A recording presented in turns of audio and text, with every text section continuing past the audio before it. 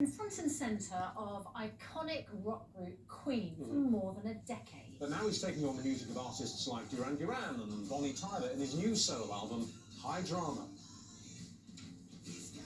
Adam joins us now. Very good morning to you. It's terrific to see you. Now, when you covered the Cher song, I Got You Babe, you left Cher in tears. Now you're covering Bonnie Tyler, Holding Out for a Hero. Have you heard from her? We have, yeah. I sent her an email. Apparently she loves the version of the song, which is a great compliment. You know, this album, it comes out on the 24th of February. It's available for pre-order right now. I had so much fun taking songs, many of which are very well known, and completely trying to kind of flip them and turn them into something new and different. Something that was me, which is high drama. Presumably, you have to get the artist's permission, don't you, to cover their songs. Has anyone actually said no to you? You actually don't have to get their permission, actually. No, you have to, the money doesn't go to me, it goes to them, but you don't have to ask. I love it. Now, we were talking just before the break about the fact that you had to Photoshop your face for the cover of the album because you had this injury during the photo shoot for it. Now, that is not a pleasant experience. What happened?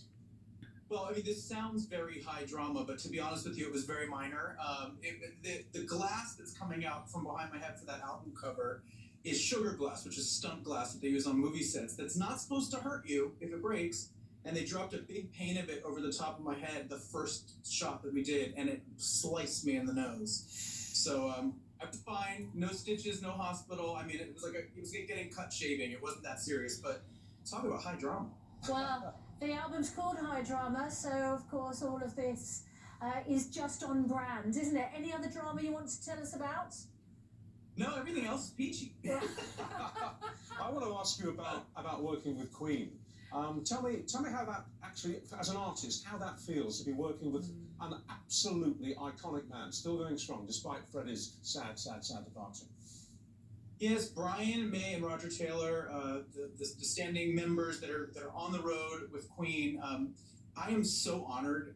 Continue to be their guest on stage. It always feels incredible sharing that space with them. To see Brian and Roger able to sort of bask in their legacy and share what they've created with the world, and you know, these audiences we have everywhere know every lyric to every song. You couldn't ask for like a better gig as a singer.